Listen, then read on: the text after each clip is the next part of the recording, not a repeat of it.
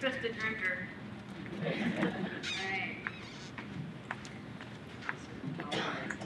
I was going to use that lavalier, but I couldn't get it. I have the biggest earlobes in the world. Once in 8th grade, we measured, in science class, we measured everyone's ears, and I had the biggest ears in the class. And I've carried that with me as a sort of burden all of my life. I can't wear my hair pulled back because I have these huge ears.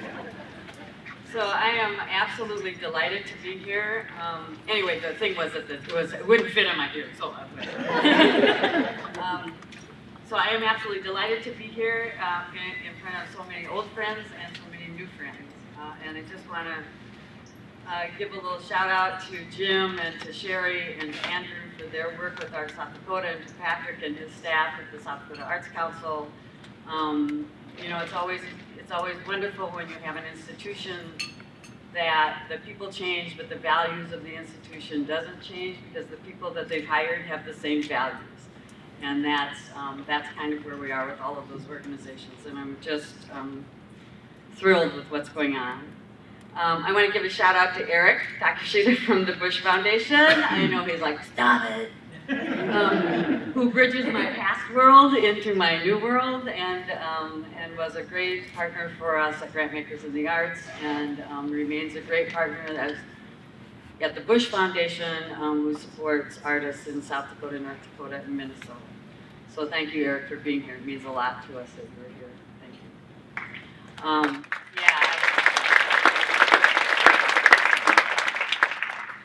All right, so I would like to begin by acknowledging the Native peoples who lived and farmed and hunted on these lands prior to my ancestors, many whose names are familiar to us, like Santee, like Brule, like Yankton, Dakota, Lakota, Nakota, and many whose names have been lost, who were here in this place we now call South Dakota thousands of years ago. People who traded along the river where South Dakota and Iowa now have a new Good Earth State Park, honoring that location and the thousands of Native Americans who traveled to that spot to share their culture, their music, their dance, and their trading of commodities. And to their descendants who are with us today, we are grateful to you and we honor your ancestors. So I often introduce myself these days as a 67-year-old white woman from a town of 2,000 in South Dakota.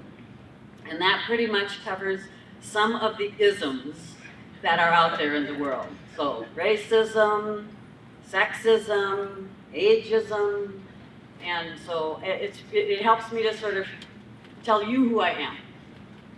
But at the same time, those are not all of the things that define me. And there are other things that you can't tell by looking at me about what I like to do. I am, for example, and I've been for the last 5 years, a serious boxer. Something I took up at age 61 or so, when I wanted to get in shape and lose some weight and build some muscle so that when I fell down I could get up. That was the goal. And so yes, I'm a boxer. It has in Sioux Falls, interestingly, given me an entry into the African American community here, like it never did in Seattle, oddly enough. So that's interesting. I'm a musical theater fan. Musical theater is my favorite art form. Sometimes when you think about people who have held jobs like I've held, and people that maybe, you know, some higher art form might be their favorite, but I am a musical theater girl. So when we talk about the room where it happened, my mind goes to Hamilton right immediately. I love history, and I read a lot of spy novels. So that genre is my favorite genre. So, you know, optics are sometimes deceiving, and job titles are sometimes deceiving. I also like to say I don't know how I made it in the arts because I only drink beer. So it goes, right? So, Although I've seen some pretty interesting, I've had pretty interesting jobs in my career, and they've taken me to interesting boardrooms and arts institutions, I can tell you that the values that have made my life successful, if it is successful at all, are the values that I learned from my family and from my small town in South Dakota. Values like honesty, loyalty, optimism, and equality. It's always interesting to me that people would come up to me after I would talk and say, "You're so authentic." And it's like, really? I mean, should I be something else? Is there something else I should be? And I think that's a South Dakota trait. I think that's a Midwestern trait. For the past 9 years, I've been living in Seattle, Washington, as president and CEO of Grantmakers in the Arts, which is a national association of private foundations, like the Bush Foundation, and public agencies like the National Endowment for the Arts, state arts agencies, local arts commissions, everybody from small local arts agencies and community arts councils to the New York City Office of Cultural Affairs. And while I was there, we created 4 primary focus areas because these were the areas that our members were most focused on. And these were the areas that they funded to the greatest extent. And those 4 areas were arts and education, the financial stability of the nonprofit sector, support for individual artists, and racial equity in arts philanthropy. And although we also did a wide variety of other topics, working arts in healthcare, arts in the environment, a lot of cross-sector work, those were the 4 areas that were our primary focus areas. And I could argue that these 4 topic areas are also major concerns for communities like yours in sustaining our journey to integrate the arts into community life, create communities where artists can flourish, and provide activities that enrich the lives of those who live in our towns. I've been in the business of community arts development for 40 years. This is a shocking number to me. We were just talking about that. Why is it my brain thinks I'm 35? And, this is what happens to all you young people. It's like, up here doesn't change much. It's like that getting up off the ground kind of does. And I've had experiences in major cities and suburban areas and rural communities. As our communities develop, the arts have played an interesting role. First, organizations were generally started, and a lot of you can relate to this because it's what's happened in your communities, by individuals who were passionate about an art form. So we created community theaters because we wanted to be on stage. We created galleries because we wanted a place to put our artwork, because we were a painter or a sculptor. And we created music groups and choruses because we wanted to sing, right? These organizations grew out of internal passion and matured into the organizations that you represent today. Those were, and since 1995, there has been a change in the nonprofit art sector. And that was really when the culture wars happened. We think we're in culture wars now. 1995 was the big Jesse Helms and kill the National Endowment for the Arts, and should we be supporting artists like Robert Mapplethorpe, and there was all of this whole shocking thing about, art and beauty and truth, and could they all be the same, and should government support them, right? And so what happened then is politicians felt that supporting the arts with tax dollars was somehow different from supporting other quality of life issues in our communities like parks, sports fields, libraries, schools, colleges, and the like. Since that time, we have created better language and reached beyond the internal walls of our organizational homes into communities that support artists and organizations working in healthcare, in facilities for the aging, in schools, in corrections, in the environment, and many places to great success in city planning that has intersected with cultural planning. This is the additional work that we need to do in the future. There is a power in our work moving forward if we build on 3 R's. I always hate those speakers that do this, but I'm doing it. 3 R's, write these down. No, you don't need to write them down. You'll know. And those are relationships, relevancy, and responsibility.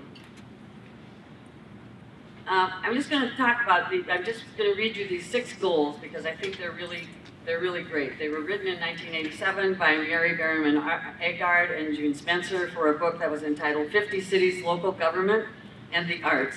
So things like policy nerds like me read, like local government and the arts books. And those goals are, and this talks about what arts organizations, what arts groups and artists building relationships in their communities should be doing and could be doing. Improving the artistic and administrative quality of arts presentations and organizations. Equalizing access to broaden art audiences to include all socioeconomic and educational levels of the community. Preserving cultural pluralism to ensure that all cultures are celebrated through the arts, not just European cultural traditions. Creating an environment which nurtures artists and arts organizations, which includes advocacy, enhancing living and working conditions for artists and for arts organizations, promoting the inclusion of aesthetic considerations. This is one we all have to get more involved in. This is one of my personal pet peeves, are the ugly buildings that we're building. Promoting and including the inclusion of aesthetic considerations in local decision-making, which includes public art, yay for Sculpture Walk, the built environment, and the role of the artist in community problem solving. And finally, conducting ongoing cultural planning activities and integrating this planning into city planning for future cultural development, both for facilities and programming. How we as artists and arts organizations develop relationships within community has everything to do with our success and our sustainability. This takes leadership that goes beyond the creation of art and offering that art to community members, to helping to develop policies, helping to make connections with City Hall, with county government, with schools, with Main Street businesses, reaching out to those not attending, changing our arts offerings to be fully representative of communities where we live, understanding that the story of the arts is the human story that everyone can tell and participate in.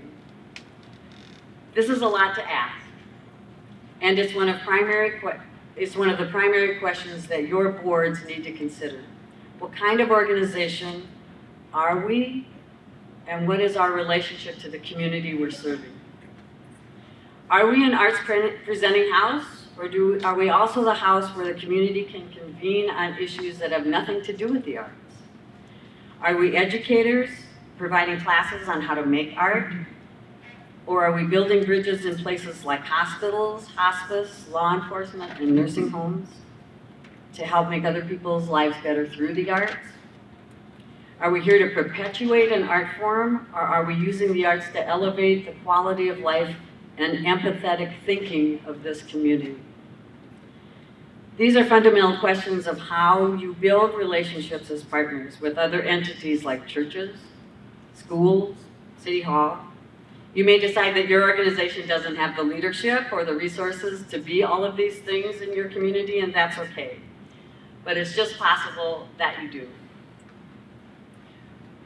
Relevancy is an interesting concept for the arts, and one that is clouded sometimes by how most arts organizations started, as we just talked about. Beginning with the passion of a few to make art and thinking that the community was there to support them. Instead of that rather selfish viewpoint, and really artists are, the whole concept of making art is a very selfish kind of thing because it starts with this person who says, I cannot not do this. This is my art and I want to share it. And then how do we go beyond that to, this is the art that will serve a community, this is the art that is really for you. And that's kind of sometimes a hard transition to make.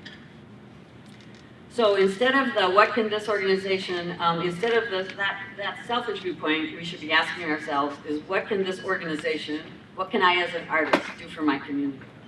What are the issues that are important to the people who live here?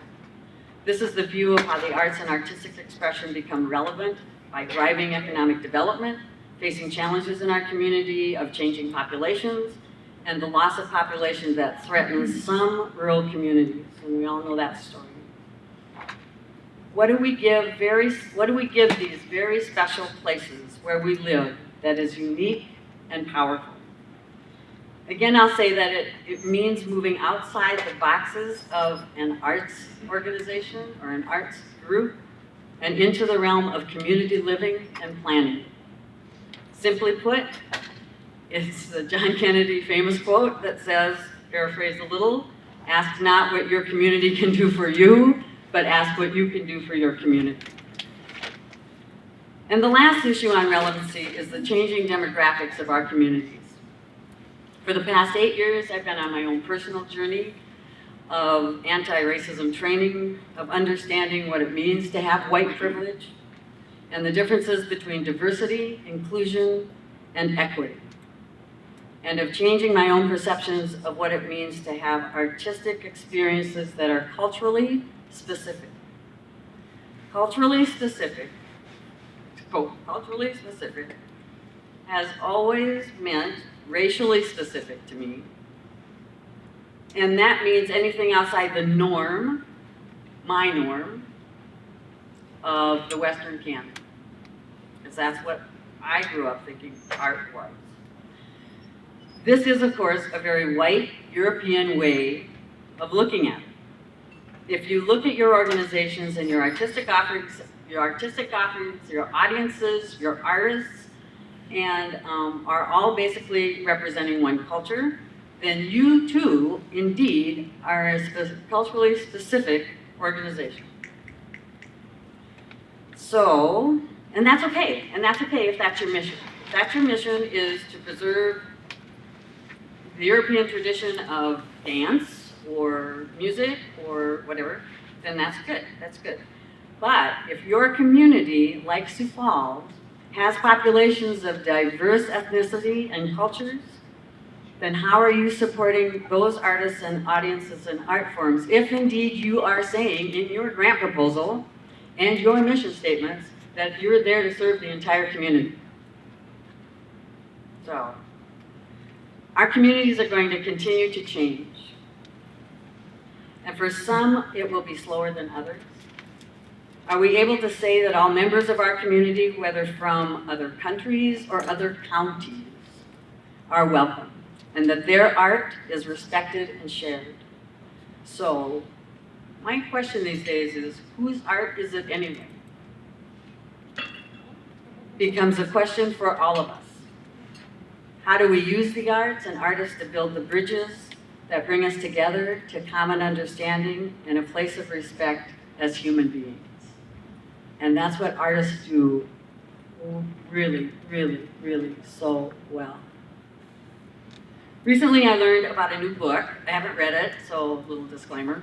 But I heard a great article about it on NPR. And it's a book entitled Radical Inclusion, What the Post 9/11 World Should Have Taught Us About Leadership. And interestingly, it is written by two very unlikely partners. One is General Martin Dempsey, who is a past chairman of the Joint Chiefs, and the other is a journalist by the name of Ori Brothman from UC Berkeley, a professor and award-winning author who's sort of a peacenik guy. So he's a big military guy and a peacenik guy. And they wrote this book together called Radical Inclusion.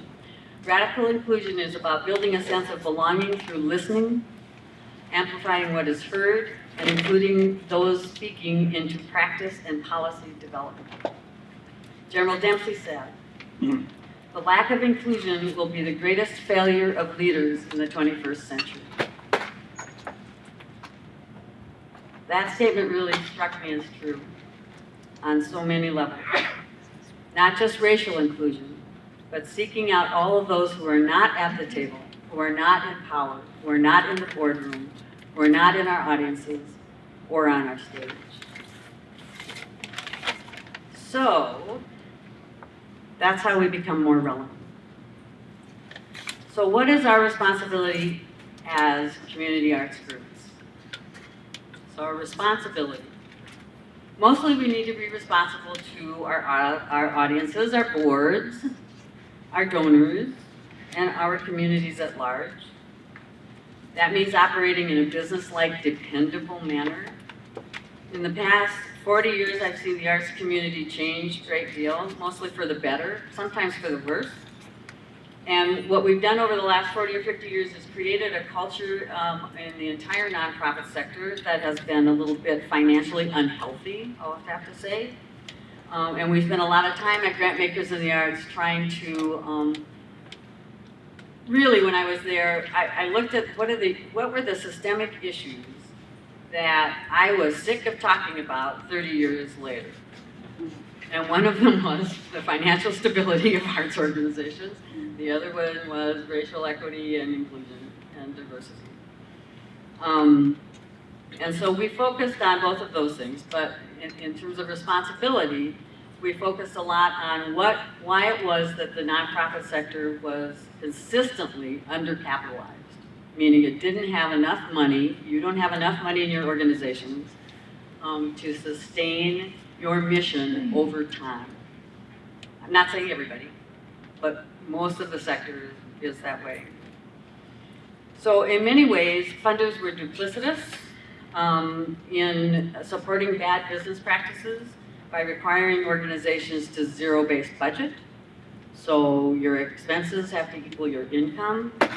To me, mostly that equals deficit. And by supporting organizations with deficits and punishing those with surpluses.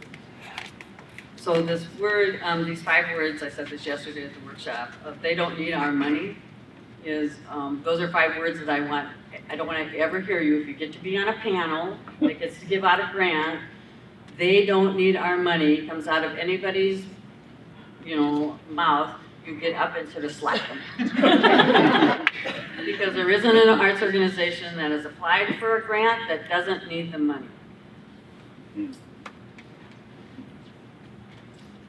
So, and we're such an empathetic and kind culture to begin with, that peer panels tend to have a tendency to not want anybody to not get money.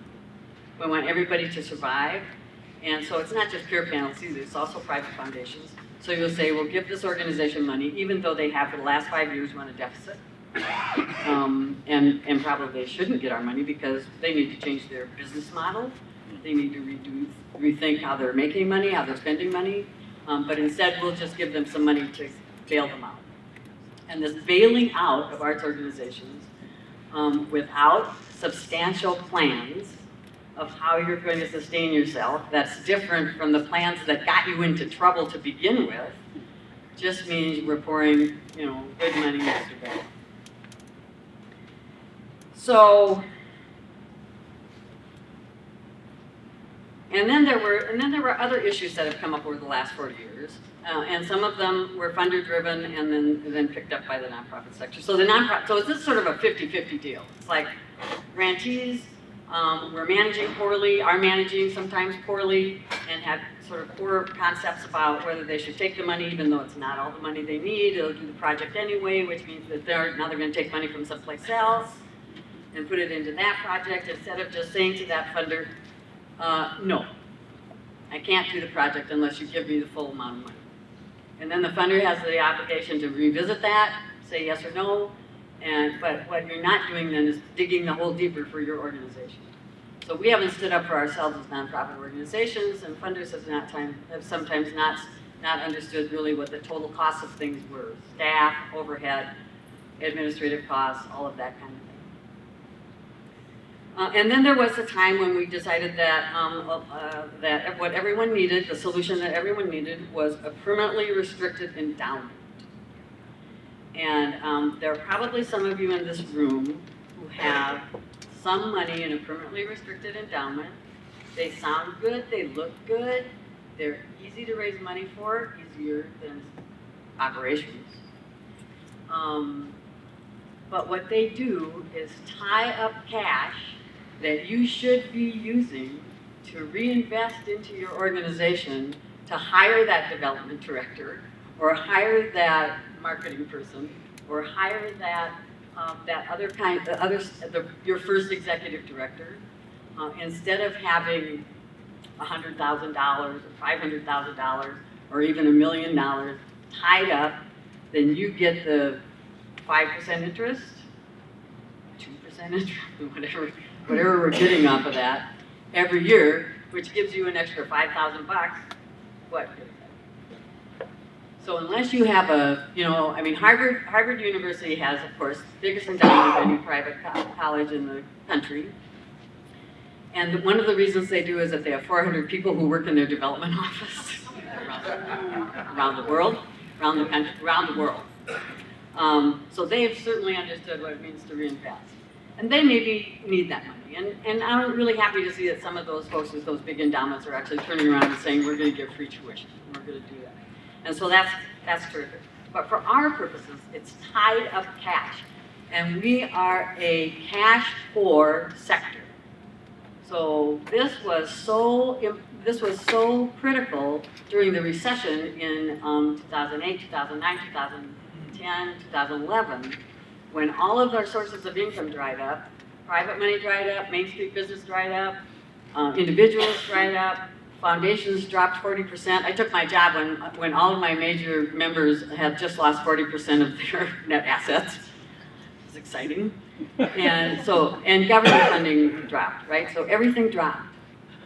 And then what we realized is that there were institutions, really important institutions to us, big institutions around America, that had lots of money in endowment, permanently restricted endowment, and not any money to pay their staff or their light bills, because a lot of them were not only cash poor, in a negative liquidity position when you took away all of their restrictions or stuff that wasn't cash. We have a building, well, you can't pay your staff with the building. We have costumes, we have lighting equipment, we have, these are assets, and they look great on your balance sheet, but you can't use them in an emergency situation. So that's when we started thinking, so what happens in a city when a major institution goes under? Well, what happens is that most cities will not allow that major institution to die. So when the Philadelphia Symphony Orchestra was $200 million of debt, had an endowment of $200 million that they couldn't use for that debt, the funders in Philadelphia didn't say, oh, we no longer want an orchestra. They came up with $200 million and a plan to sustain this orchestra that was pretty relevant and actually has moved forward and been successful. But that money had to come from someplace. And when that money comes from someplace, the rest of us, who aren't that major institution, could be the ones who suffer. So the idea is that you have to preserve the strength of everyone in order to have that funding for mid-sized and small organizations. So what we really need instead of endowments are board-restricted cash reserves. And these are sort of an argument that, this is an argument that if anybody wants me to come and talk to your board about, I'd be happy to in a second. Because this endowment thing is like just crazy. You don't need to tie up your cash. What you need to do is have it restricted so that you have a cash reserve policy, you have a savings account. Everybody needs a savings account. You as people, and your organization needs one also. But it needs to be money that you can get to when you need it. Not permanently restricted with, and you can't use the corpus of it. Doesn't make any sense. And then we often believe that the solution to our problems, there's this great study done called the, let me look at my time. How much time do I have, Sherry? You have about 5 to 10 minutes. Thank you, that's good. So I can tell this story. So there's a great book called, a great report that was done called Set in Stone. And it was a report by the Mellon Foundation, Kresge, Mellon, Ford, and somebody else, about the building of facilities between the years of 1995 and 2006. So it was right before the recession hit, of arts institutions, arts organizations. And the highest, the most buildings that were built were performing arts centers. This will hit home to a lot of you. performing arts centers in the Midwest. So everybody got, this building. And what we hadn't really done is so what we saw was that buildings were oftentimes, and I've seen this in small communities, and many of you are living this also, where in a rural community you'll say, someone will say, well, we have a school, we have to close it, we're going to give this building to you. And most arts organizations went, great, we'll have this building, this will be fantastic. And sometimes it is fantastic. So I'm not saying this is always negative. But what I'm saying is that we too often say yes too soon.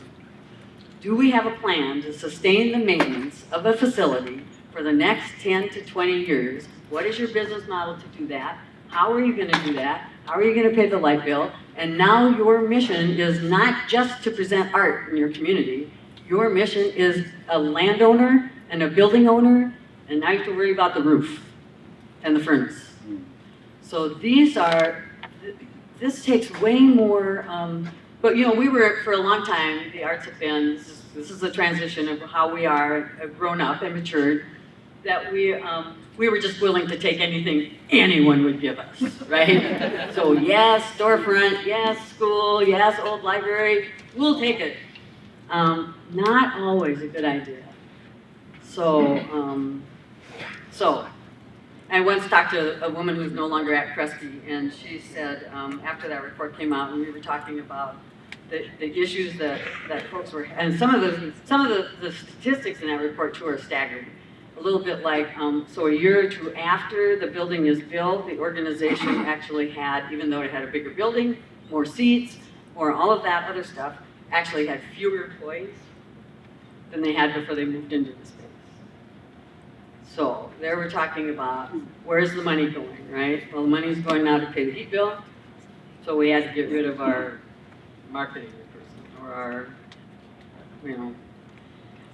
and that's a pretty telling kind of thing. So we need to be smarter about gifts, smarter about buildings, smarter about endowments.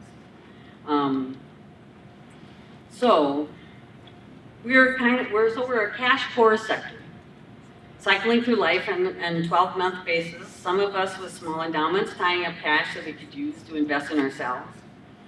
And I won't belabor this point. You could tell I did about 20. I don't know how many workshops, but probably in 28 cities. A day-long workshop on capitalization just for funders, and then we also started to invite grantees to a separate session, because you can't talk to, it's hard to talk to funders and grantees in a room together, just because. And so I'm very passionate about it. I could go on for a long time about that. But we need to be smarter about how we manage our money. We need to operate like a business, and that's the responsibility that we have to the people who give us money, to the people who count on us to be in their communities, providing the services that we're providing. So my point is that you can't be a relevant organization unless you are fiscally responsible. Taking fiscal responsibility for the sustainable nature of your organization is critical. Being responsible through the representation of who is on your board is critical. Understanding and taking responsibility for the programming that is relevant to your audiences is critical. Understanding that change in an organization is natural, and planned change brings about real success. We talked yesterday at the Arts Council gathering about getting out of our comfort zones. And when we look at thinking about getting new audiences, thinking about how the organization should expand its work, it's our comfort zone that keeps us from that expansion. So does that change come from putting new people on your board, getting younger people to do your tech stuff for you, if that's an issue, asking them specifically to do those things for you because they can do that and that's their gift at the moment. As a mother of a 31 and 33-year-old, I can tell you that I ask them often. It's like, what's wrong with my TiVo? So it's those kinds of getting out of our box, and in terms of communities that we don't that are growing in our towns or populations that are new to our towns, getting to know people, developing those relationships. I'm looking at Jane Rasmussen, and Sisseton has done such a beautiful job in working with the Native American population and in Sisseton, Wapaton, the reservation there and the community there. And it's people to people. It is relationship to relationship. That's how you do it. And finding those people who are the gate openers for you into a community, who can pretty easily say if you're there to use them or not. You know, so the idea is that you're not there to use people, you're there to serve people, right? Anyway, so our communities change, our communities, our organizations change, our art changes, right? So, I mean, who would have thought 30 years ago that video game imagery would be an art form, right? That video game music is an art form that artists are making tons of money at today. Who would have thought that? It takes courage to assess, which is also something that we might want to think about in terms of what you offer to your communities, and if you want to draw in more young people. It takes courage to assess that change and to think of new ways that change can benefit us all. You are doing really great work. I am so proud of what's happened in South Dakota.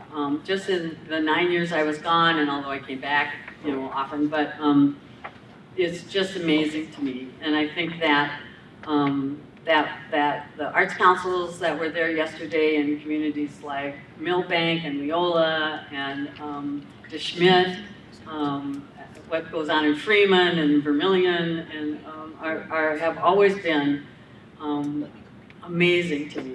You know, because these are the unsung heroes. These are not professions for these folks. This is a passion that you give to your community, and what a gift.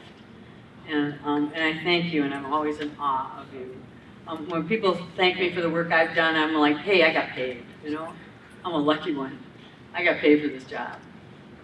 But the people who do it out of the love for the arts and to share that art and that human expression with the people in their communities, they are the real heroes of our work. And I thank you for that. So we can no longer be sustainable based on operations, programs, and missions of 30 years ago. Your communities deserve arts groups and artists that build relationships, provide relevant programming, and manage their operations responsibly. And they deserve organizations and artists who are flexible, adaptable, and responsive to the changing needs of the community. You are doing the hard work, and I applaud and admire you for it. So I hope you have a wonderful day of art and exchange. I am so pleased that you are all here today, because it says to us that you have found a community of people like you who do what you do, who have the passion that you have, and you are not alone. And in this world, being that you are not alone is the most important thing, I think, that we can say. And you are definitely not alone. However, I won't be with you for the rest of the day, sorry, because I'm officiating my first wedding this afternoon. So, please, say a prayer or whatever you say to whoever you say it to for me.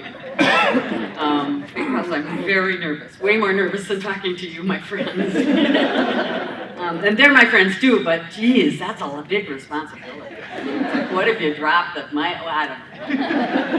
It's very scary. Thank you again for all that you do, and I just want to leave you with this one statement. I hope that, and Brian was very kind to talk, to say the nice things he said about me, and to talk about Arts South Dakota. And I will say it in a little harsher word. Everyone, oh, not harsher, I do mean harsher. In my authentic, direct style, let's call it that. That everyone in this room should be a donor to Arts South Dakota. Everyone. Because they are the group that are building the infrastructure to help you do building and supporting and maintaining the infrastructure. And what arts organizations and artists don't have in this world, unlike doctors and bankers and all these other sectors, is an infrastructure of support. a place that you know will speak for you and you don't have a voice, a place that you can help go to and ask, who do you know who's doing X, Y, and Z, and they'll tell you because they know the other folks. They are your infrastructure. And they only can be supported by grants and by individual donors. And the bigger the more voices we have, the stronger our voice is. It's as simple as that. When they go to peer, when they do what they need to do. Okay, Sherry, all right. So please, put a little check in that envelope and support Art South Dakota. And again, I want to thank Sherry and Jim and Andrew for the great work that you have done, Patrick and his team at the South Dakota Arts Council, and all of you for being here. Thanks so much.